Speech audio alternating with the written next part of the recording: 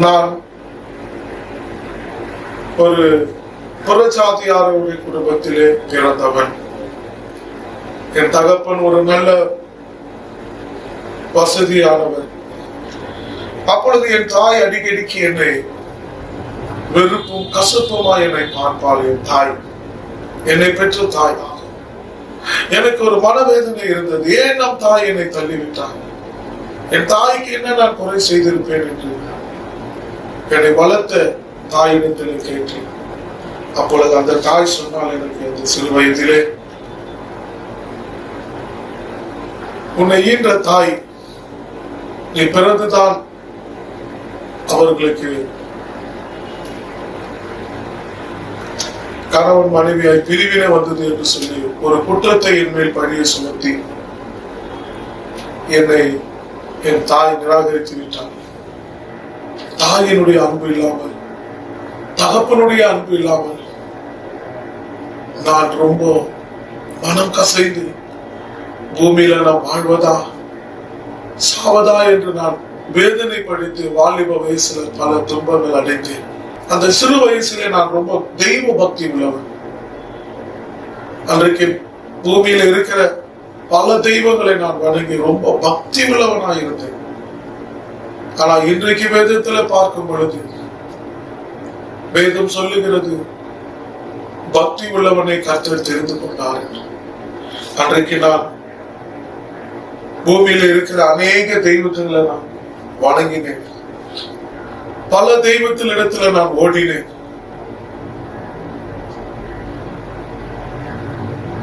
வளர்ந்தேன், ஆளானேன். அதன் பிறகு எனக்கு நானே ஒரு துணையை ஏற்படுத்திக் கொண்டேன். அந்த சிறு வயது காலத்தில் நான் ரொம்ப விக்கிரக தெய்வத்திற்கிட்ட நான் ரொம்ப பிரியமா இருப்பேன். அந்த காலத்துல விருதம், தேவனுடைய வழிபாடுகள், இதெல்லாம் ரொம்ப ஐக்கியமா இருப்பேன். ரொம்ப ஐக்கியமா இருப்பேன். திருமணம் நடந்தது. அதன் பிறகு என் வாழ்க்கையில அநேக துன்பங்களை நான் சந்தித்தேன். அநேக வறுமை கோட்டில வாடி ரொம்ப வேதனைப்பட்டேன். நான் வணங்கின எல்லா தெய்வத்துக்கிட்டையும் போய் தேடினேன். என்னுடைய துக்கம் என்னை விட்டு விலகி போகவில்லை. என் தகப்பன் சின்ன வயசுல எனக்கு இயேசுனா யாருன்னு எனக்கு சொல்லிக் கொடுத்திருக்கிறார். மரியாதைனா யாருன்னு எனக்கு தெரியும்.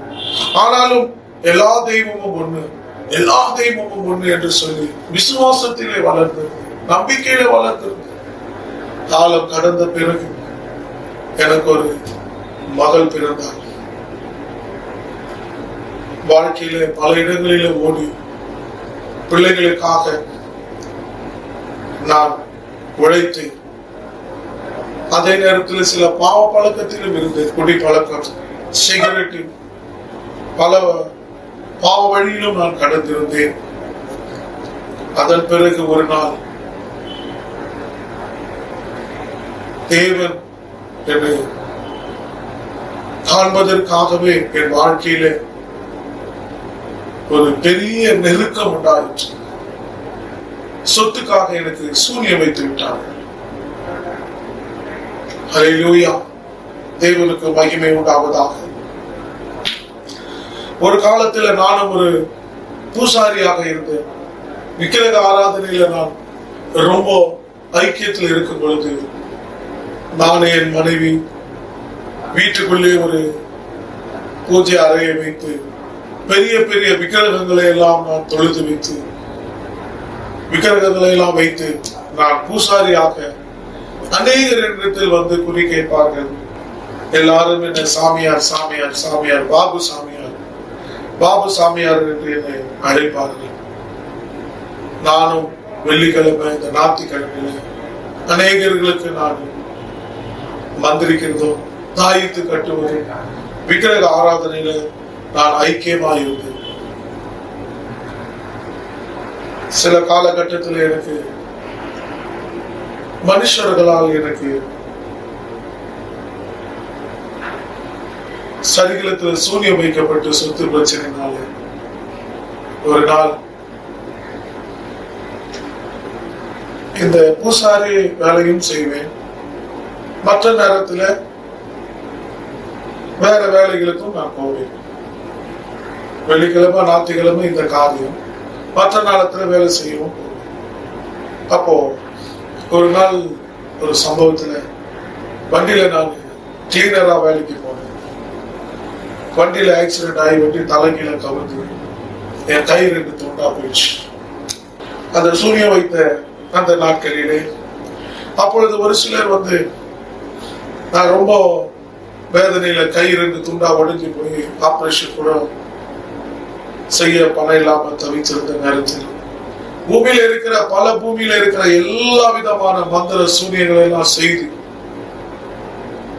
என்னை கடவுள் காப்பாற்றுவார் என்று சொல்லி எனக்கு தாயத்தை கட்டினார்கள், எல்லாம் பண்ணினார்கள். காலகட்டத்தில்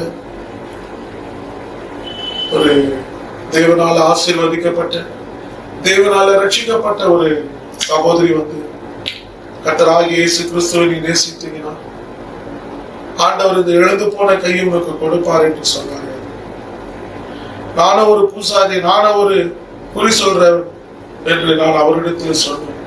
எதுவா இருந்தாலும் பரவாயில்ல, வானத்தையும் பூமியை உண்டாக்கின அந்த தெய்வத்தை நீ நேசிப்பாயானால் ஆண்டவர் உனக்கு நிச்சயமா விடுதலை கொடுப்பார் என்று அந்த சகோதரி சொன்னாங்க. அந்த வார்த்தைகளை நான் அற்பமாய் நினைத்தேன். அவர்கள் எனக்கு ஜெபம் பண்ணி விட்டு போயிட்டாங்க. அடுத்து கடந்த ஒரு வருஷத்துக்கு முன்பாக என் கையில் கூடி மறுபடியும் நான் அந்த கையிலே மந்திரிக்கிற அளவுக்கு மறுபடியும் என்னுடைய அந்த மாந்திரிக காரியங்களை செய்ய ஆரம்பித்தேன். அடுத்து மீண்டுமா இன்னொரு வறுமை கோட்டில வரும்பொழுது, அதே லாரியில வேலைக்கு போகும்பொழுது, கண்டெய்னர் லாரியில, அப்பொழுது நான் அந்த வண்டியில போக நான் பயந்து, வேணாம் நான் வரலப்பா வேலைக்கு. ஆனாலும் அந்த டிரைவர் என்னை வற்புறுத்தி என்னை கொண்டுட்டு போனார். போய் நடந்த சம்பவம் தான், வண்டி தலைகீழாக கவிழ்ந்து என் கண்ணில் இருந்து ஒளி போச்சு. அந்த வண்டியில 5 பேர் இருந்தா அந்த வண்டியில கவுந்ததுமே மறுபடியும் ஆக்சிடென்ட் ஆயிடுச்சுன்னு நான் நினைச்சேன். அந்த டிரைவர் கிட்ட நான் முன்னாடியே சொன்னேன், அப்பா எனக்கு வண்டியில தான் ஆபத்து இருக்குதுப்பா, நான் வரல அப்படின்னு சொன்னேன். அந்த டிரைவர் என்னை வற்புறுத்தி என்னை கொண்டுட்டு போயிட்டாங்க. அப்போ அந்த சம்பவத்துல என் கண்ணில் இருந்து ஒரு 2 ஃபிளாஷ் ஒளி மாரி வெளியே போச்சு. உடனே எனக்கு கண்ணு தெரியல, சுத்தி பார்க்கிற இடமெல்லாம் ஒரே இருட்டாங்க. ஐயோ என்னை காப்பாத்துங்களேன்னு சொல்ல எனக்கு வாய் இல்லை, நான் ஊமையா இருந்தேன். அல்லேலூயா. பிறவிலே நான் குருடனும் கிடையாது, பிறவிலே நான் ஊமையும் கிடையாது. அல்லேலூயா. தேவன் தாயின் கருவிலே என்னை உருவாக்கினார். தேவனை மறந்து நான் ஓடின அந்த காலத்தில் இந்த சம்பவம்லாம் எனக்கு நடந்தது. தேவனால ஆசீர்வதிக்கப்பட்ட ஜனங்கள் எனக்கு எவ்வளவோ அறிவுரைகள் சொன்னார்கள். உலகத்தில் இருக்கிற தெய்வம் அல்லப்பா, வானத்தையும் பூமிக்கும் உண்டாக்காத தெய்வம் தெய்வமே கிடையாது என்று பலர் எனக்கு கூறின பொழுது கூட இவர்களை எல்லாம் நான் தூஷித்தேன். இவர்களுக்கு வேற வேலையே இல்லை, இந்த அலுவலியார் பூசிட்டீங்களே இப்படிதான். இயேசுதா தெய்வம், இயேசுதா தெய்வம், உலகத்தில் இருக்கிற தெய்வம் தெய்வம் இல்லை. உலகம் சொல்லலையே, எம்மதம் சம்மதம்ன்றாங்க. இவங்க எதுக்கு மதத்தை பத்தி பேசுறாங்க? இப்படிலாம் நான் தேவனுடைய பிள்ளைகளை குற்றப்படுத்தி, தேவனுடைய பிள்ளைகளை நான் அநாகரிகமா பேசுவேன் ஒரு காலத்தில்.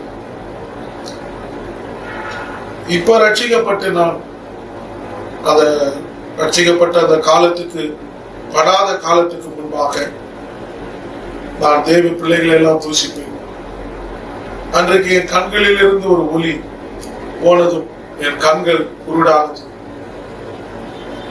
என் வாய் ஊமியானது. ஐயோ என்னை காப்பாத்துங்களேன்னு சொல்ல எனக்கு என் வாய் இல்லை. அந்த 20-30 வருஷத்துக்கு முன்னாடி தெருவில் ஒரு புரளி கிளப்பி போலீஸ்காரர்கள் காவல்துறைகள் தெருவில் லைனா இருப்பாங்க. அப்பொழுது வண்டி உள்ள இருந்து ரத்தத்தை வரத பார்த்து காவல்துறையில் சொன்னார்கள், உள்ள யாரும் இருக்கா, உள்ள யாரும் மாட்டிட்டு இருக்காங்க. எந்த பக்கம் எப்படி வலிச்சாங்க எனக்கு தெரியாது. என் கூட 6 பேர் இருக்காங்க. ஒருவரையும் நான் காணல. நான் உயிருக்கு போராடி இருக்கிறேன். கண்ணும் போயிடுச்சு, வாயும் போயிடுச்சு, உடஞ்ச கையும் மறுபடியும் உடஞ்சிச்சு. சரியாக இரவு 3 மணி அளவுல பொழுது விடிந்தது. அதன் பிறகுதான் எமர்ஜென்சி வார்ட்ல நான் படிச்சுட்டு இருந்தேன். இன்றைக்கு நான் வேதத்துல படிச்சிருக்கிறேன். கர்த்தர் குருடர்களை கண்களை திறந்தார். இயேசு கிறிஸ்து ஊமைகளை பேச வைத்தார், முடவர்களை நடக்க வைத்தார், சப்பானிகளை எழுந்து நிற்க செய்தார். அப்படிலாம் இன்றைக்கு வேதத்துல நான் படித்திருக்கிறேன். இந்த வேதத்தை நான் ஏந்தின பிறகுதான் கடந்த காலத்துல நடந்த சம்பவத்தை எல்லாம் இயேசு கிறிஸ்து மெய்யான தெய்வம் என்பதை நான் உணர்ந்து இந்த நாட்களில் கர்த்தர் என்னை கொண்டு வந்ததற்கு ஒரு காரணம். இதை நான் உங்களோடு பகிர்ந்து கொள்ளுகிறேன். அன்றைக்கு அந்த எமர்ஜென்சி வார்டுல நான் கண் விழித்து பார்க்கும் பொழுது பக்கத்துல ஒரு கால் வெட்டி போய் கால் இல்லாத ஒரு மனுஷன், கையில்லாத ஒரு மனுஷன் கதறத நான் பார்த்தேன். நானும் அங்கு படுத்திருக்கிறேன். தாகம் தாகம் கேட்க தண்ணீர் கொடுக்க கூட ஒரு ஆள் இல்லை. வாயிலையும் மூக்கு வழியாம ரத்தம் பாட்டு நிற்காம வந்துட்டே இருக்குது. ஒரு டாக்டர்ஸ் கூட இல்லை. அப்பதான் நான் அப்ப கூட நான் அந்த இயேசுவை நான் கூப்பிடல, என் தெய்வத்தை தான் நான் கூப்பிட்டேன். ஆனால் நம் தேவன் அவரை யாரை முன்குறித்தாரோ தேவன் கைவிடுவதில்லை. இப்படியாப்பட்ட ஒரு சாட்சி என் வாயினால தேவ நாமத்தை மகிமைப்படுத்தும்படியாக கர்த்தர் இப்படி ஒரு தருணத்தை தேவன் பூமியிலே சாட்சியாய் வைக்கும்படியாக எனக்கு நடந்த ஒவ்வொரு சம்பவத்திலும் தேவன் என்னை துணை நின்றார். கர்த்தர் உனக்கு துணை நிற்பார் என்று வசனம் இருக்கிறது. அந்த வசனத்தின்படி அன்றைக்கு தேவனை நான் மறுதளிச்ச நேரத்திலும் நீ என்னை மறுதளித்தாலும் நீ என்னை மறந்தாலும் நான் உன்னை மறப்பதில்லை என்று கர்த்தர் சொல்லுகிறார். ஹல்லேலூயா. பூமியில பிறந்த யாரும் தேவனுடைய பிள்ளைகளாய் நாம் இருக்கிறோம். ஹல்லேலூயா. தேவனுக்கு மகிமை உண்டாவதாக. அந்த நேரத்தில் டாக்டர்கள் போராடினார்கள் என் ஜீவனை காப்பாற்றுவதற்காக. கொஞ்ச நேரத்தில் என்ன சொல்லிட்டாங்க, அவர் ஒரு உயிர் பிழைக்க கஷ்டம். என் மனைவி 9.5 மாசம் நேர கர்ப்பிணி. என்னை ஈன்ற தாயிடத்துல போய் சொன்னார்கள், உன் மகன் ஆக்சிடென்ட் ஆகி போயிட்டான். என் தாய் சொன்னார், அவன் செத்தாயினா அவன் இருந்தாயினா அவனுக்கு நான் தாய் இல்லை, எனக்கு அவன் பிள்ளை இல்லை அப்படின்னு 10 மாசம் சுமந்த தாயும் என்னை கைவிட்டாள். அல்லேலூயா. என் தகப்பன் என்னை தகப்பன் என் தகப்பனும் என்னை கைவிட்டார். என்னை வளர்த்த தாயும் என்னை கைவிட்டார். என்னை ஹாஸ்பிட்டல வந்து பார்க்க யாருமே கிடையாது. அனாதி பிணத்தை போல நான் படுத்திருக்கும் பொழுது அந்த நேரத்திலும் தேவனால் ஆசீர்வதிக்கப்பட்ட ஜனங்கள் ஞாயிற்றுக்கிழமை தோறும் கைப்பிரதி கொடுக்க சுவிசேஷர்கள், இன்றைக்குதான் தெரியும் அவர்கள் பெயர் சுவிசேஷர்கள், தேவனுடைய நாமத்தை மகிமைப்படுத்தி பூமியிலே ஜனங்களை ரட்சிப்புக்குள்ள கொண்டு வர கைப்பிரதி கொடுத்து வந்தார். என் மனைவி ஓடினார், அப்பா சும்மா என் புருஷன் உயிர்ப்பிப்பாரா, என் புருஷன் உயிர் தருவாரான்னு சொல்லிட்டு கேட்டான். நிச்சயமா நீ விசுவாசித்தீங்கன்னா ஆண்டவர் நிச்சயமா உங்களுக்கு விடுதலை கொடுப்பார். அப்ப என் மனைவி சொன்னால், என் கால்கள், இடது கால்கள் ஆக்சிடென்ட் ஆகி தொடையெல்லாம் கிழித்து தச்சு வச்சு 1 மாசம் கழிச்சு என் காலெல்லாம் அழுகி போச்சு. டாக்டர் காலை விட்டு எடுக்கணும். உடஞ்ச கையும் குணமாவாத இருந்தது. இந்த சூழ்நிலையில டாக்டர்கள் சொல்லிவிட்டாங்க, சகோதரனை காலை அழுகி போச்சு, இந்த காலை வெட்டி எடுக்கணும்னு சொல்லிட்டாங்க. ஒரு பக்கம் இப்படியாப்பட்ட சூழ்நிலை, இன்னொரு பக்கம் என் உயிருக்கு நான் ஊசலாடி கொண்டிருக்கிற இன்னொரு பக்கம் என்னுடைய சரீரத்துல மஞ்சா காமல, டைபாய்டு, மலேரியா போன்ற பல வியாதிகள் எனக்குள்ள சூழ்ந்திருந்தது. அந்த சகோதரியின் கிட்ட வந்தாங்க. சகோதரி ஒரு சகோதரன் வந்து, கர்த்தராகிய இயேசு கிறிஸ்துவை நீங்க நேசிக்கிறீங்களா கேட்டாங்க. நான் அப்ப கூட நேசிக்கலன்னு தான் சொன்னேன். என் தெய்வம் என்னை காப்பாத்துன்னு தான் சொன்னேன். நான் வணங்கின தெய்வம் என்னை கைவிடாதுன்னு சொன்னேன். அவங்க சொன்னாங்க, வானத்தையும் பூமியும் உண்டாக்காத தெய்வமே கிடையாது சகோதரா. இயேசு என்ற நாமம் வல்லமை உள்ள நாமம். அந்த இயேசுவை நீ இப்ப ஏற்றுக்கொண்டா இப்பொழுதே உனக்கு நொடி பொழுது அவர் சுகம் கொடுப்பார் என்று அவர்கள் சொன்னார்கள். ஆனால் நான் நம்பவில்லை. ஆனால் என் மனைவிடத்தில் அவர்கள் சொல்லிக் கொண்டு போனார்கள், நீங்க விசுவாசிங்கம்மா, அவருக்கு நிச்சயமா அவர் காலை எடுக்க முடியாது, நாங்க ஜெபிக்கிறோம் அவருக்காக, அவர் சுகம் பெற்று நீங்க வீடு திரும்பிங்கன்னு சொல்லிட்டு அந்த சகோதரி ஜெபம் பண்ணாங்க. என் தலைமையில கை வச்சு. ஹல்லேலூயா.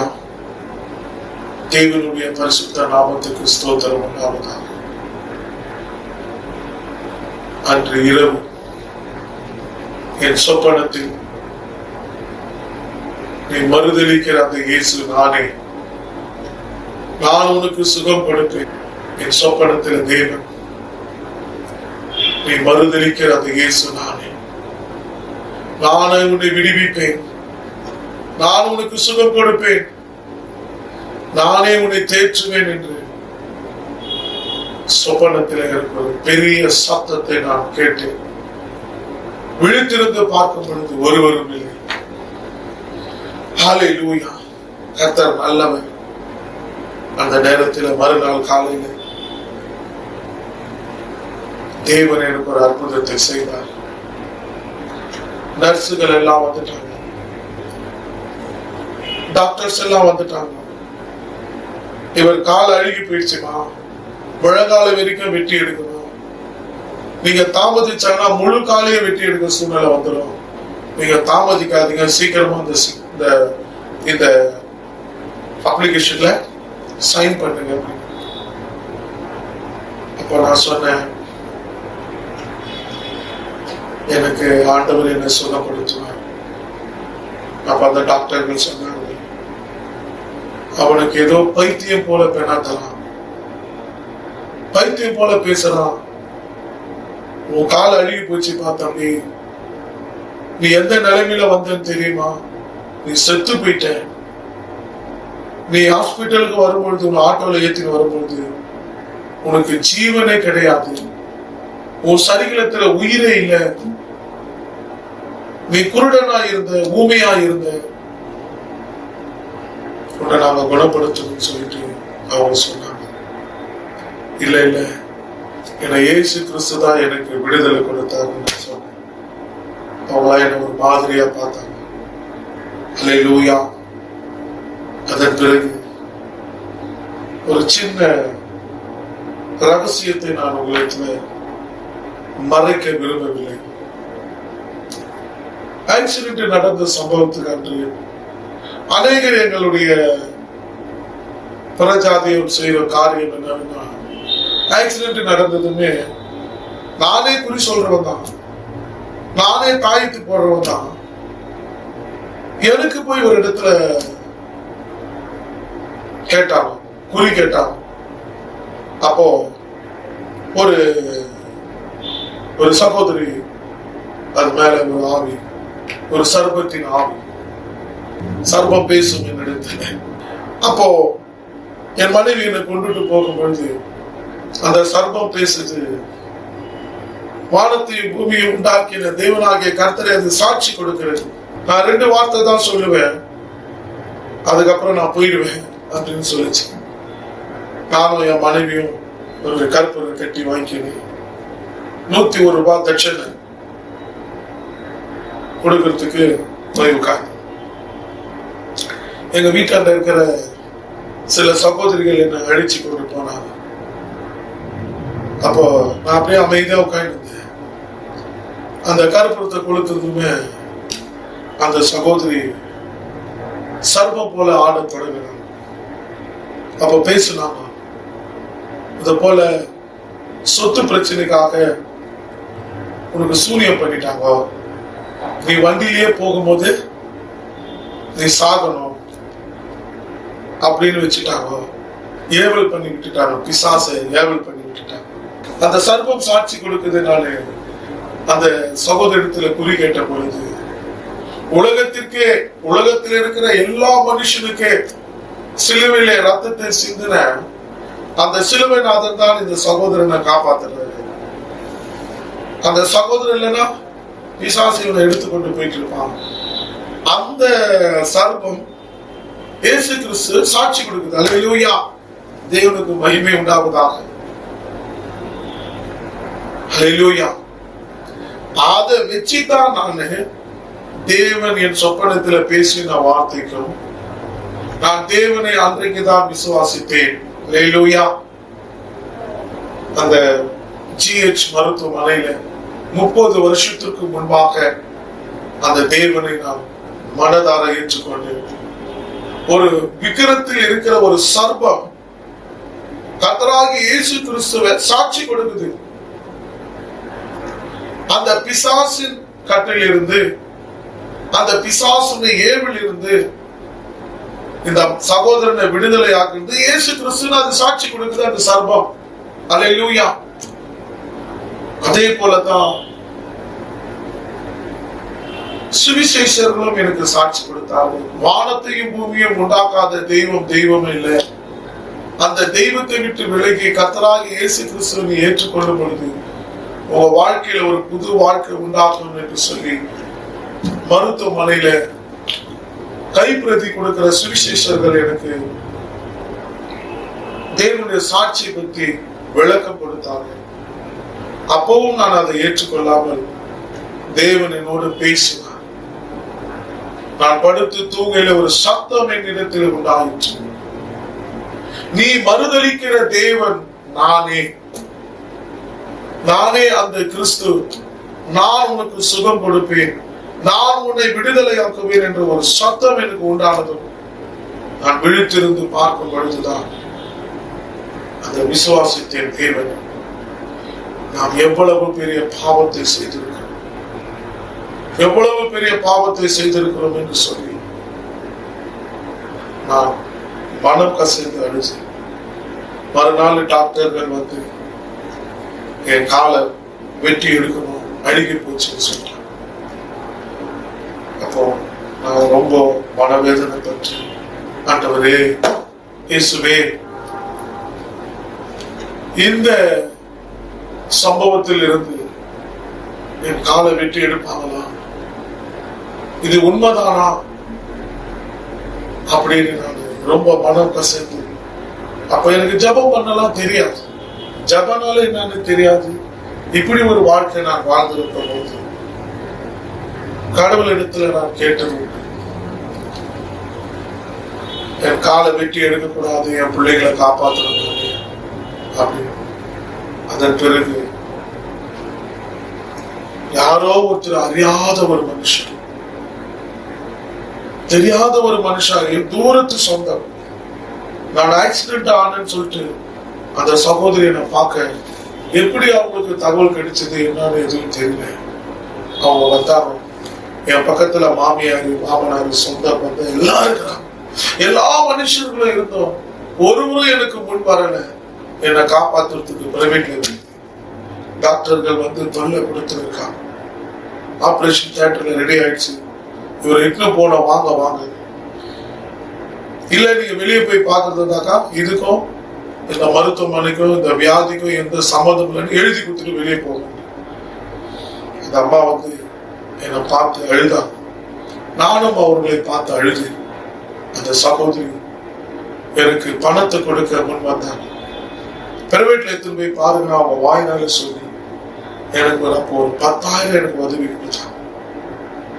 அப்போ என் மனைவி, என் கூட இருந்தவங்க எல்லாமே அந்த ஆஸ்பத்திரியில டிஸ்சார்ஜ் பண்ணி என்னை டாக்டர் ஹரிலால் என்ற அந்த மருத்துவமனையில் என்னை திரும்பி சேர்த்தேன். அந்த இடத்துல சேர்த்த பொழுதுதான் இது ஆக்சிடென்ட் கேஸ் நான் பார்க்க மாட்டேன், அதை எடுத்துட்டு போயிடுவேன். அதுக்கப்புறம் பிரமுகர் எனக்கு உதவி செய்து அந்த இடத்துல அப்பாயின்மெண்ட் ஆர்டர் வாங்கி கொடுத்து ஆபரேஷன் நடக்க தொடர்ந்தது. இழந்து போன காலை தேவன் எனக்கு மறுபடியும் மீட்டு கொடுத்தார். ஹல்லேலூயா, ஹல்லேலூயா. தேவனுக்கு மகிமை உண்டாவதாக. அந்த ஆபரேஷன் நன்றாக முடிந்தது. என் காலம் சரியானது, குணமானது. என் வியாதியெல்லாம் என்னை விட்டு நீங்கினது. அதன் பிறகு 1.5 லட்சம் எங்கிருந்து வந்ததுன்னே எனக்கு பணம் தெரியாது. இப்படியெல்லாம் செய்தேன், இப்படியெல்லாம் பண்ணியும் வீடு திரும்பினேன். வீடு திரும்பி அந்த பொல்லாத ஆவி என்னை விட்டு தூரம் போகல. என்னை பின்தொடர்ந்து என்னை அலக்கடிச்சுனே வந்தது. மீண்டுமாய் வீட்டுக்குள்ள இருந்து மறுபடியும் குறி சொல்ல ஆரம்பிச்ச பிறகு ஒவ்வொரு அமாவாசை வந்தா நான் பைத்தியக்காரனா மாறிடுவேன். ஒவ்வொரு பௌர்ணமி வந்தா பைத்தியக்காரனா மாறிடுவேன். இப்படி என் புத்தி கட்ட நிலைமையில நான் அலைந்து தெரிந்து எல்லாரும் என்ன பார்த்தாங்க. ஏன்னா இப்படி நல்லா குறி சொல்ற மனுஷனாச்சு, அப்படி பண்ணுவான் இப்படி பண்ணுவான், இந்த மாதிரி பைத்தியக்கார மாதிரி ஆயிட்டாங்க. அப்ப மீண்டுமா சர்ச்சுக்கு என் மனைவி என்னை கூட்டிட்டு போவாங்க, ஜெபிப்பாங்க. அந்த நேரம் நல்லா இருக்கும். ஒரு நாள் ஜீசஸ் கால்ஸுக்கு என்ன போனாங்க. இயேசு அழைக்கிறான். அந்த ஜப கோபுரத்திற்கு போகும்போது அந்த இடத்துல ரூம்ல எனக்கு ஜபம் பண்ணார் ஒரு தெய்வ மனுஷன். அப்ப நானும் என்னுடைய கூட நெருங்கிய நண்பர் 2 பேர் போவோம். அந்த நண்பர் தான் என்னை கொண்டுட்டு போனார். ஜபம் பண்ணாக்கா உன் மேல இருக்கிற எல்லாமே போயிடுங்க. அதுக்கு முன்னாடி பல மந்திரக்காரங்க கிட்ட, பல பாய் முஸ்லிம் ஆளுங்களை கிட்ட எல்லாம் போய் பணத்தெல்லாம் செலவழிச்சு குளிச்சம் போடுவான், தாயத்து போடுவான், ஒண்ணுமே குணமாக்க முடியல. கொஞ்ச நேரம் நல்லா இருக்கும், அதுக்கப்புறம் பழைய மாதிரி பைத்தியம் ஆயிடுவேன். கெட்ட கெட்ட வார்த்தைலாம் பேசுவேன். நானாவே இருக்க மாட்டேன். ஹல்லேலூயா. இப்படியெல்லாம் என் வாழ்க்கையில சம்பவம் நடந்து போராட்ட காலத்துல நான் வாழ்ந்து விட்டேன்.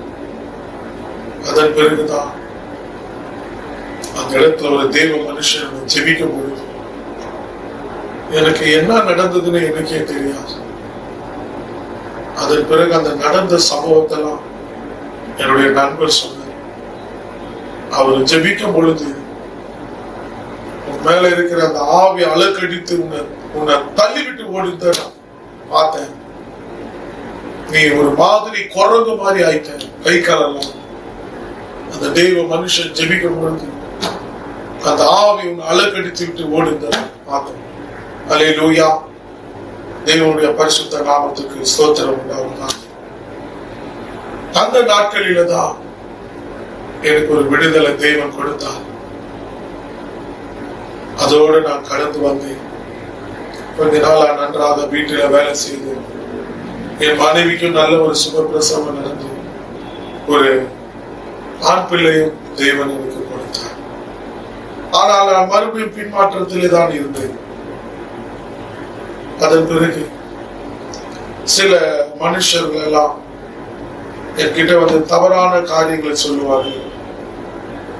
சும்மா இந்த பைபிள், இந்த ஜபம் அதெல்லாம் போய் ஊரை ஏமாத்துவானுங்க. அப்படி இப்படின்னு தவறான காரியத்தெல்லாம் சொல்லி என் இருதயத்துல ஒரு தவறான அபிப்பிராயம் ரசிக்கப்பட்ட ஜனங்க மேல நான் எல்லாரையும் ஒரு மாதிரியா பேசுவேன். சில நேரத்துல ஒரு சம்பவம் எனக்கே நடந்தது. என்னோட கூட இருந்த ஒரு நண்பர், அவங்க வீட்டுக்கு ஒரு ஊழியக்காரர் வருவார், ஜெபம் பண்ணுவார்.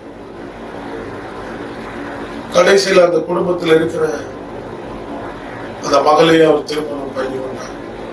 இப்படி பல காரணத்துல நான் பார்த்து கொஞ்சம் மனவேதனை பட்டேன். இந்த சமூகத்துல இப்படியாப்பட்ட ஒரு தேவனுடைய பிள்ளைகள் இருக்காங்களேன்னு சொல்லிட்டு மனவேதனைப்படுவேன். நம் தேவன் எப்படியாப்பட்ட ஒரு பரிசுத்தம் உள்ள தெய்வம் அப்படின்னு நான் விசுவாசிக்க தொடங்கினேன். அதன் பிறகு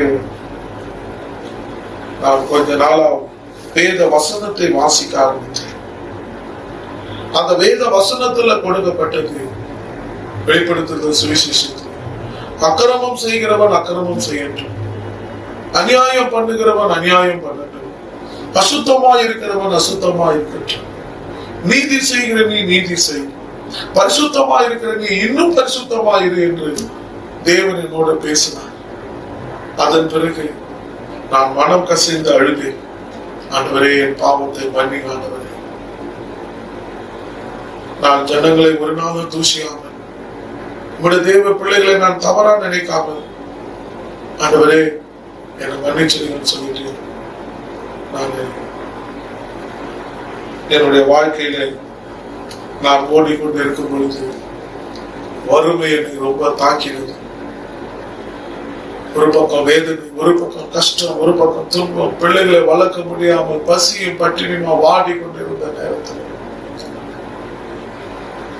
வாழ்க்கையில எந்த ஓட்டத்துல ஓடினாலும் தோல்வி, இப்படியாப்பட்ட நெருக்கமான நேரத்திலும் ஒரு நாள் பல வேலைகள் செய்தேன். மாட்டு வண்டி ஓட்டினேன், ஆயில் கம்பெனில வேலை செய்தேன், சூப்பர்வைசரா வேலை செய்தேன், கிளர்க்கா வேலை செய்தேன், பல வேலைகள் செய்தோம். ஒண்ணுமே எனக்கு வாழ்க்கையில முன்னேற்றம் இல்லை. வாழ்க்கையில தோல்வி தோல்வி தோல்வி. மறுபடியும் ஆண்டவர் என்னை உணர்த்தினார். உன் தேவனாகிய கர்த்தரிடத்திலே முழு இருதயத்தோடு முழு பலத்தோடு அன்பு செலுத்துவாயா என்று என்னுடைய சொப்பனத்துல ஒரு வார்த்தை எனக்கு தேவன் கொடுத்தார். அப்பொழுது ஒரு இடத்துல நான் கடன் வாங்கி லைசன்ஸ் எடுத்தேன். லைசன்ஸ் எடுத்தது நான் கார் டிரைவரா தான்.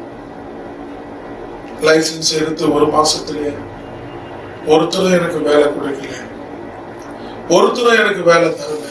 லைசன்ஸ் எடுத்து ஒரு மாசம் தான் ஆச்சு அப்படின்னு பல இடத்துல போய் சுத்தின. குடும்பத்துல வறுமை, தருதம், போராட்டங்கள், கண்ணீர், கவலை, வாழ்வதா சாவதா என்ற போராட்டத்துல எங்க குடும்பத்துல நான் இருந்த பொழுது, அப்போ ஒரு ரட்சிக்கப்பட்ட குடும்பம், அந்த வீட்டுல ஒரு ஆட்டோ ஒண்ணு இருந்தது. ஜீசஸ் இஸ் ரியல் அப்படின்னு அந்த ஆட்டோல அந்த நேம், இயேசு கிறிஸ்துவே மெய்யான தெய்வம்.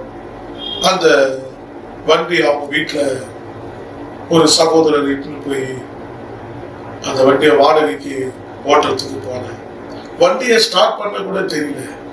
அந்த சூழ்நிலையில அந்த நெருக்கத்திலும் கர்த்தரின் பட்சத்தில் இருப்பதை நான் அறியாமல் தேவன் என்னை வசனம் இன்றைக்கு நான் வாசிக்கிறேன், தியானிக்கிறேன்.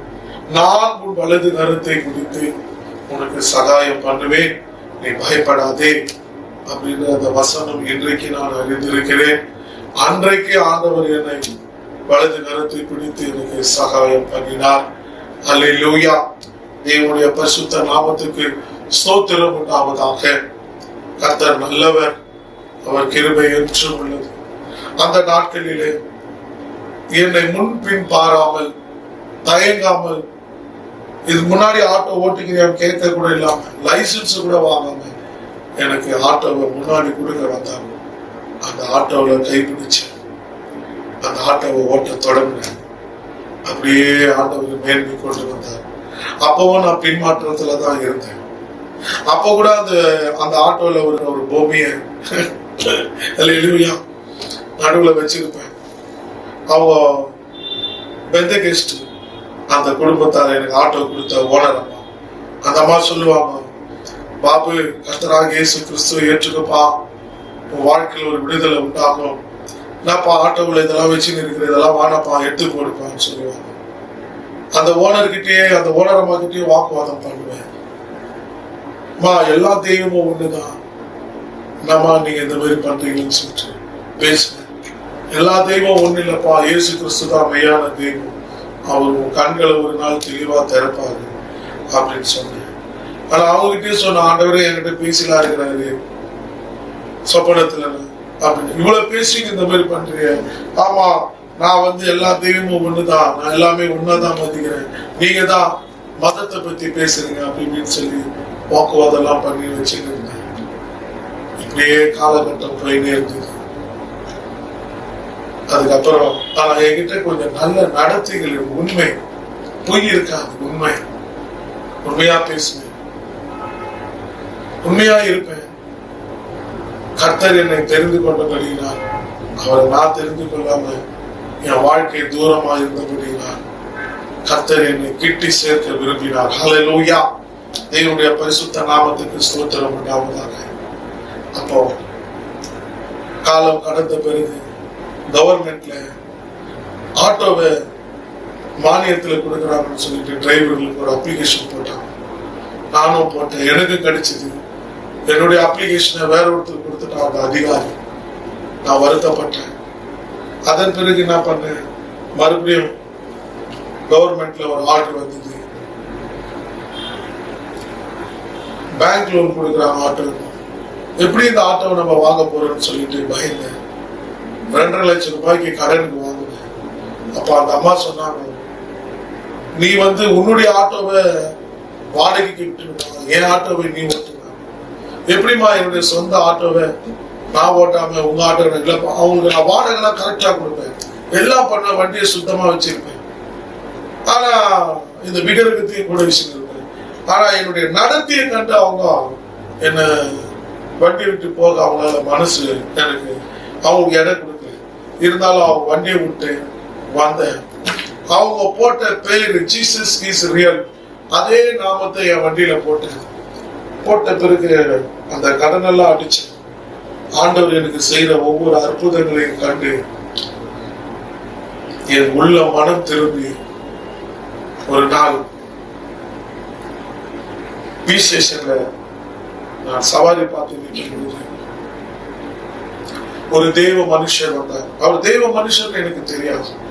அவர் பல வண்டிகள் எல்லாம் அவர் சவாரி கேட்டிருக்கிறாரு, எல்லாம் அதிகமான காசு கேட்டிருக்காங்க. என்கிட்ட வந்தாரு, நான் ஏதோ கேட்ட உட்காந்துட்டேன். ஆனா அவர் சொன்னாரு, எல்லா வண்டிக்கும் நான் போகாம உங்க வண்டியில ஏன் நான் வந்தேன் தெரியுமா? உங்க வண்டியில அந்த பெயரை பார்த்தேன், ஜீசஸ் இஸ் ரியல், இயேசு கிறிஸ்து மெய்யான தெய்வம் எழுதி இருந்தது. அதை வச்சுதான்ப்பா வந்தேன். கர்த்தருக்கு ஸ்தோத்திரம் சொல்லிட்டு வண்டியை ஸ்டார்ட் பண்ணேன். எங்க போனேன்னு கேட்டேன். திருவத்தூர் போனோம் அப்படின்னு. போனேன். சரி, ஓட்டினே போனேன். அப்போ என்னோட அவர் பேச தொடங்கினார். நான் வேதத்தை குறிச்சு நல்லா பேசுறத பார்த்து, நீனா ஒரு போதகரான்னு கேட்டேன். நான் போதகர் இல்லை, யாரும் இல்லை, ஆண்டவரை நேசித்தவங்கதான். அப்ப என் வாழ்க்கையில நடந்த சம்பவத்துல விக்கிற ஆராதனை எல்லாத்தையும் எடுத்து சொன்னேன். இவ்வளவுதான் இருந்து நீ ஆண்டவரை நேசிக்கிறப்பா, நீ ஞானஸ்தானம் எடுத்தியான்னு கேட்டேன். இல்லப்பா, ஞானஸ்தானம் எடுத்துக்கோ, ஞானஸ்தானம் கொடுக்கதான் நான் போறேன் அப்படின்னு. நான் அப்ப கூட ஒத்துக்கிறேன். இயேசு கிறிஸ்து எப்ப என்ன அழைக்கிறாரோ அப்பதான் நான் வருவேன், மனுஷன் சொன்னா நான் வரமாட்டேன் அப்படின்னு சொன்ன அந்த 1/2 மணி நேர நிகழ்ச்சியிலே கர்த்தர் ஒரு நொடியில என்னை தொட்டார். ஹல்லேலூயா, ஹல்லேலூயா, தேவனுடைய பரிசுத்த நாமத்துக்கு மகிமை உண்டாவதாக. அந்த ஒரு நிமிஷம், அந்த பி ஸ்டேஷன்ல இருந்து அந்த அஜாக்ஸுக்கு போற அந்த 15-20 நிமிஷத்துக்குள்ளேயே எந்த தேவனை நான் மறுதளிச்சனோ அதே தேவன் என்னை ஏற்றுக்கொண்டார். இறங்கினதுமே அவர் இறங்கி மேல போனார். அவர் கூடவே நான் போனேன். காசு எடுத்துட்டு வர இருப்பான்ட்டு போனேன். அவர் கூட மேல போயிட்டு, ஐயா நான் ஞானஸ்தானத்துக்கு ஒப்புக்கிறேன். என்னப்பா இது வரைக்கும் தருக்கம் பண்ண, ஞானஸ்தானத்துக்கு ஒப்புக்கிறேன்? ஆமாப்பா. அப்போ மேல இட்டு போனாங்க சர்ச்சுல. அந்த பாஸ்டர் சில விதிமுறைகள் எல்லாம் சொன்னாங்க. ஞானஸ்தானம் எடுத்துக்கு முன்னாடி எப்படி இருக்கணும், எடுத்த பிறகு எப்படி இருக்கணும் அப்படின்றது சில வழிபாடுகள் எல்லாம் சொல்லி கொடுத்தாரு. கொடுத்து ஒரு 1/2 மணி நேரம் கழிச்சு என் கூட ஒரு 10 பேர்கிட்ட ஞானஸ்தானம் எடுக்க சமுத்திரத்துக்கு கொண்டு போனாங்க. அப்ப என்ன கேட்டார் அந்த பாஸ்டர், என்னப்பா கடலை பார்த்தா அவனுக்கு பயமான்னு கேட்டேன். இல்ல நான் பயப்பட மாட்டேன். அப்ப என்ன அந்த கடலுக்கு கொஞ்சம் தூரமாயிட்டு கேட்டு அந்த கடல் அலை வரும் பொழுது என்னை முழங்கால் பண்ணிக்கிட்டு முக்கி எழுப்பி என்னை திருப்பி 2 பேர் கைப்பிடிச்சு என்னை காலைக்கு வந்து சேர்த்துட்டாங்க. ஞாயிற்றுக்கிழமை சர்ச்சைக்கு வந்திருப்பாங்க. அதோட நான் போல நேரா ஞானஸ்தானத்தை எடுத்துட்டு வீட்டுக்கு போகும்போது என் மனைவி என் பிள்ளைங்களா நான் பார்த்தேன். எங்க விழுந்துட்டேன், இந்த மாதிரி நனைஞ்சி வந்திருக்கிறேன், சேத்துல கீத்துல நான் விழுந்துட்டேன் கேட்டேன். அப்ப நான் சிச்சினே சொன்னேன், நான் சேத்துல விழல, நான் ஞானஸ்தானம் எடுத்து வந்திருக்கேன். அல்லேலூயா. ஐயோ இதுனா அநியாயம் கேட்டாங்க. எங்க வீட்டுல இருக்கிறவங்களா, வீட்டுக்குள்ள குறி சொல்றேன், வீட்டுக்குள்ள மந்திரிகை வச்சுட்டு இருக்கிறேன், ஞாயிற்றுக்கிழமை வெள்ளிக்கிழமைனா வீட்டுக்குள்ள மாந்திரிகை பண்றேன், ஞானஸ்தானம் எடுத்துட்டு வந்து நிக்கிறீங்க, நியாயமா அப்படின்னா. ஆண்டவர் என்னை கூப்பிட்டாரு, நான் போயிட்டேன் அப்படின்னு சொல்றேன். என் பிள்ளைங்களா என்னை திட்டினாங்க, டாடி இது என்ன டாடி இப்படி ஒரு காரியத்தை செய்திருக்கீங்க, நம்மளாம் இந்துக்கள் டாடி, நம்மளுக்கும் இதுக்கும் தூரம் டாடி, நம்மளாம் இந்த மாதிரி செய்யக்கூடாது டாடி, நம்மளுக்கும் இது தேவையில்லாத காரியம், அதெல்லாம் கூடாது. ஆண்டவர் என்னை தொட்டாரு, நான் போயிட்டு எல்லாத்தையும் முடிச்சுட்டேன். எங்க இயேசு கிறிஸ்து தான் எனக்கு. ஐயோ என்ன இது மாதிரிலாம் பண்றீங்க? அப்ப என் மனைவி சொன்னா, நாங்க நாமக்காரு, எங்களை வந்து எங்க பரம்பரையா நாங்க சாமி கும்பிடுவோம், நாங்கெல்லாம் இந்த மாதிரிலாம் பண்ண முடியாது, நான் வரமாட்டேன், நான் இதெல்லாம் செய்ய மாட்டேன் அப்படின்னு சொல்லிட்டு ஜபம் பண்ணி வரமாட்டேன்னு என் மனைவி தடுக்க பண்ணாங்க, என் பிள்ளைங்களும் தடுக்க பண்ணாங்க. அப்ப நான் சொன்னேன், என் பிள்ளைங்கள்லாம் என்ன கேட்டாங்க, அப்ப இது உள்ள வீட்டுக்குள்ள இருக்குது, இந்த சிலையெல்லாம் என்ன பண்ண போறீங்கன்னு கேட்டாங்க. அப்ப ஆண்டவர் ஒரு நாள் என்கிட்ட பேசுனேன். நான் பைபிள் அப்பப்போ வாசிக்க ஆரம்பிச்சேன். அப்பதான் மோசேயோட நியாய பிரமாணத்தை நான் படிச்சேன். இஸ்ரேல் ஜனங்களை கொண்டு மோசே சீனாய் மலையில போயிட்டு தேவனை தரிசித்து வரத்துக்குள்ளே அவன் ஒரு கன்றுக்குட்டியை விக்கிரகமாக்கி சேமிக்கிறான். அப்போ மோசைக்கு கோபம் வந்து அந்த 10 கட்டளை மேல எடுத்து வீசி அது அக்கினினால சுட்டு எடுத்து போட்டான் விக்கிரகம். அத போல கெட்டபெரிய தூக்குனேன், பெரிய பெரிய சிலை வச்சிருப்பேன், அந்த சிலையெல்லாம் கெட்டபெரிய குத்தி இடிக்கும் போது சத்தத்தை கேட்டு அந்த ஊர்ல இருக்கிற ஜனங்கள்லாம் வந்துட்டாங்க. ஐயோ இது எல்லாம் அநியாயம். என்ன கேட்டாங்க? அநியாயம், அநியாயம் தான், இவ்வளவு நாளா நான் செய்ததெல்லாம் அநியாயம் தான், இவ்வளவு நாளா நான் செய்ததெல்லாம் பாவம் தான், என்ன உனக்கு பைத்தியம் பிடிச்சிச்சான்னு என்ன கேட்டாங்க. என்கிட்ட குறி கேட்க வருவோம், என்கிட்ட எலுமிச்சை பழம் கொண்டு வந்துருவோம், எனக்கு காணிக்கை கொடுத்துருவோம், எனக்கிட்ட தாய்த்து போட்டோம்னா கேட்டான். இது என்ன அநியாயம் பாபு? அநியாயம் கிடையாது, நீதி. கர்த்தர் பெரியவர், இயேசு கிறிஸ்து மெய்யான தெய்வம் அப்படின்னு சொல்லிட்டு அந்த கெட்டபெரிய அதை இடிச்சு வீட்டுல இருக்கிற எல்லா விக்கிரக சாமான்கள் எல்லாம் எடுத்து மூட்டை கட்டினேன், ஓனி பையில ஆட்டோல எடுத்து போட்டேன். எடுத்துட்டு போயிட்டு அந்த காசிமீடு கடலோரத்தை நடுவுல ஒரு பாலம் கல்லு போட்டு வச்சிருக்காங்க, அந்த பாலத்தான போய் அந்த பிரிட்ஜ் மேல ஏறி இயேசு கிறிஸ்துவின் ரத்தத்தினாலே தோசத்தானேன்னு சொல்லிட்டு சமுத்திரத்துல அந்த மூட்டையை தூக்கி அடிச்சுட்டு வீட்டுக்கு வந்துட்டேன். அதுக்கப்புறம் என் வாழ்க்கையில ஒரு பெரிய மாற்றம் உண்டாச்சு. குடும்பமா ரட்சிக்கப்பட்டோம், என் மனைவி என் பிள்ளைங்களா காலம் கடந்து போக போக ரட்சிக்கப்பட்டோம்.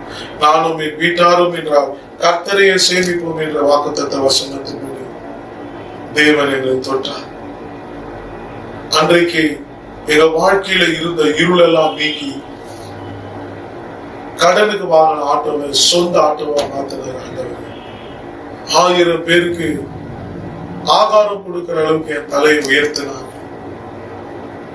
எந்த சகோதரர்கள் மத்தியில நான் தலை குனிந்து நின்றேனோ அதே சகோதரர்கள் மத்தியிலே எனக்கு ஒரு வீடு கொடுத்தார். அந்த வீட்டை கட்ட ஆயத்தப்படுத்தினார். அதன் பிறகு 2 பிள்ளைகளை இன்ஜினியரிங் படிக்க வச்சேன். என் கூட போன்ற சகோதரர்களா என் மேல பொறாமை பண்ற அளவுக்கு ஆண்டவர் என் தலையை உயர்த்தினார். அதன் பிறகு ஊழியத்துல சுவிசேஷ ஊழியர் சொல்லிட்டு சுவிசேஷத்துல போய் ஊழியம் செய்ய ஆரம்பிச்சேன். அதன் பிறகு பைபிள் வாசிக்கும் பொழுது உன்னை ராஜாக்களோடும் பிரபுக்களோடும் உன்னை நான் அமர செய்வது ஊழியர் ஐக்கியத்திலே இன்னைக்கு ஆண்டவர் என்னை சேர்த்து வச்சு தேவன் எனக்கு ஊழியம் செய்ய வைத்திருக்கிறார். ஆட்டோவும் ஓட்டுறேன், ஊழியமும் செய்யணும். அதன் பிறகு 2 பிள்ளைகளை இன்ஜினியரிங் படிக்க வச்சேன். அவ்வளவு கஷ்டத்திலே ஆண்டவர் எனக்கு உதவி செய்தார். அதன் பிறகு ஒரு குறையில்லாமல் இன்னைக்கு ஆண்டவர் எங்களை நடத்துறார். சங்கீதம் 23ஆம் சங்கீதத்துல கர்த்தர் என் மெய்ப்பராய் இருக்கிறார், குறை ஒன்றும் எனக்கு இல்லையே. அந்த வசனத்தின்படி இழந்து போன என் காலை கொடுத்தார். அடுத்து என்னுடைய மகளுக்கு ஒரு நல்ல திருமண காரியத்திற்காக ஒரு நல்ல குடும்பத்தை வாய்க்க பண்ணார், ஒரு நல்ல மாப்பிள்ளையை கொடுத்தார் ஆண்டவர். பிள்ளைக்கு கல்யாணம் ஆகலேன்னு சொல்லிட்டு வருத்தமா இருந்தேன். தேவ சமூகத்துல ஜெபிச்சு எல்லாரும் என்கிட்ட வந்து ஜெபிப்பாங்க. அன்னைக்கு எப்படி குறி சொல்லுகிற ஆவியில அவன் பொய்யன், அவன் பொய்க்கு பிதாவானவன், அவன் திருடன், அவன் திருடவும் கொள்ளவும் அழிக்கவும் வருவான், வேறொன்றுக்கும் வரான் என்று அந்த சர்பம் பேசுகிற சர்பத்தின் ஆவியினால அன்னைக்கு பொய்யனா இருந்த என்ன ஆண்டவரை இன்னைக்கு கிறிஸ்துக்கு முன்பாக என்னை ஒரு நல்ல மனுஷனாய் மாற்றி தேவனுடைய சத்தியத்தை பேசுற அளவுக்கும் தேவனுடைய ஆவியானுடைய பிரசன்னத்தை உணர்த்தும்படியாக பரிசுத்த ஆவியாளர் அந்நிய பாஷையில நிரம்பி கர்த்தர் என பெரிய மகிமையாய் என்னை நடத்துகிற தேவனுடைய கிருபை உங்களுக்கு முன்பாக இதை சாட்சியாய் இதை நான் உங்களுக்கு சமர்ப்பிக்கிறேன். கர்த்தர் ஒருவனை தாழ்த்தவும் ஒருவனை உயர்த்தவும் தேவன் அதிகாரம் உள்ளவராய் இருக்கிறார். எனக்கு ரொம்ப பிடிச்சமான ஒரு ஆராதனை பாஸ்டர் பெர்க்மன் ஐயா பாடின அந்த ஆராதனை எனக்கு ரொம்ப பிடிக்கும். அல்லேலூயா. கர்த்தர் நல்லவர், அவர் கிருபை என்றும் உள்ளது. கர்த்தர் நல்லவர், அவர் கிருபை என்றும் உள்ளது. அந்த ஆராதனை சாங்ஸ் எனக்கு ரொம்ப பிடிக்கும். அந்த ஒரு பாடலா நான் முன்னாடி இந்த நாளில பாட நான் ஆசைப்படுகிறேன். என் மீது அன்பு கூர்ந்து பலியானின் சிலுவையிலே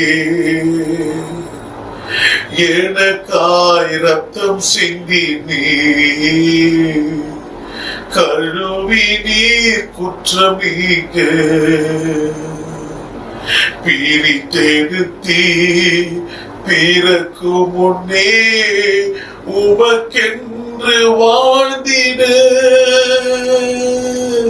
பிரித்தெடுத்தீ பிறக்கு முன்னே உமக்கென்று வாழ்ந்திட ஆராதனை உமக்கே அனுதினமும் உமக்கே ஆராதனை உமக்கே அனுதினமும் உமக்கே என் மீது அன்பு கூர்ந்தீ பலியானி சிலுவையிலே எனக்காய் ரத்தம் சிந்தி நீர் கழுவி நீர் குற்றம் நீங்க பிதாவான என் தேவனே தகப்பனே என் தந்தையே பிதாவான என் தேவனே தகப்பனே என் தந்தையே மாட்சிமையும் மகத்துவமும் உமக்குத்தானே என்றென்றைக்கும் மாட்சிமையும் மகத்துவமும் உமக்குத்தானே என்றென்றைக்கும் வல்லமையு மகிமையு தகப்பனே உமக்குத்தானே என் மீது அன்பு கூர்ந்தீ பலியானி சிலுவையிலே எனக்காய் ரத்தம் சிந்தி நீ கழுவி நீர் குற்றம் நீங்க பிரித்தெடுத்தீ பிறக்கு முன்னே உமக்கென்று வாழ்ந்திட ஆராதனை உமக்கே அனுதினமும் உமக்கே உன் ரத்தத்தால் பிதாவோடு ஒப்புரவாகி மகிழச் செய்தி உன் ரத்தத்தால் பிதாவோடு ஒப்புரவாகி மகிழச் செய்தி கரைப்படாது மகனாக நிறுத்தி தினம் பார்க்கின்றீ கரைப்படாது மகனாக நிறுத்தி தினம் பார்க்கின்றீ வல்லமையு மகிமையு தகப்பனே உமக்குத்தானே மாம்சமான திரையை அன்று கிழித்து பொது வழி திறந்தீர் மாம்சமான திரையை அன்று கிழித்து பொது வழி திறந்தீர் மகா மகா பரிசுத்தமும் திருச்சமூகம் நுழையச் செய்தீர் மகா மகா திருச்சமூகம் நுழையச் செய்தீர் உன் சித்தத்தில் வல்லமையு மகிமையு தகப்பனே உமக்குத்தானே உன் சமூகம் நிறுத்தி நீரே உன் சித்தம் நான் செய்திட உன் சமூகம் நிறுத்தி நீரே உன் சித்தம் நான் செய்திட அரசராக குருவாக ஏற்படுத்தி நீர் ஊழியம் செய்ய அரசனாக குருவாக ஏற்படுத்தி நீர் ஊழியம் செய்ய பரிசுத்த ஆவியானவரே உடைய வல்லமை இறங்கட்டும் உடைய அற்புதங்கள் அதிசயங்கள் பூமி முழுவதும் நடக்கட்டும் ஆண்டவரே மாம்சமான யாவர் மேலும் ஆவி ஊற்றுவேன் என்று சொன்னீரே ஆண்டவரே அப்பா தகப்பனே இந்த நாளிலே நீர் அழைத்த அழைப்பில் ஆண்டவரே உங்களுடைய சாட்சிகளை ஆண்டவரே இந்த இடத்துல பகிர்ந்து கொள்ள ஆண்டவரே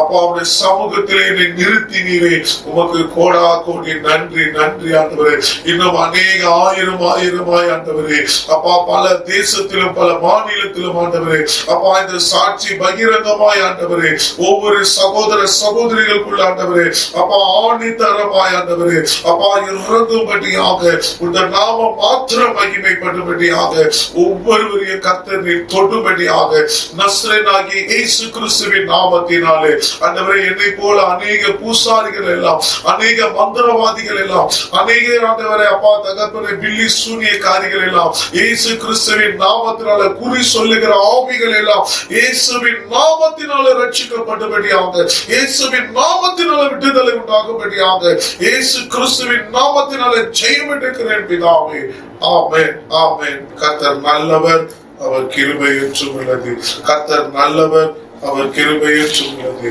என்னுடைய ஊழியத்திற்காக கர்த்தரிடத்தில் நீங்கள் விண்ணப்பம் பண்ணுவீர்களாக ஜெபம் செய்வீர்களாக ஆமென்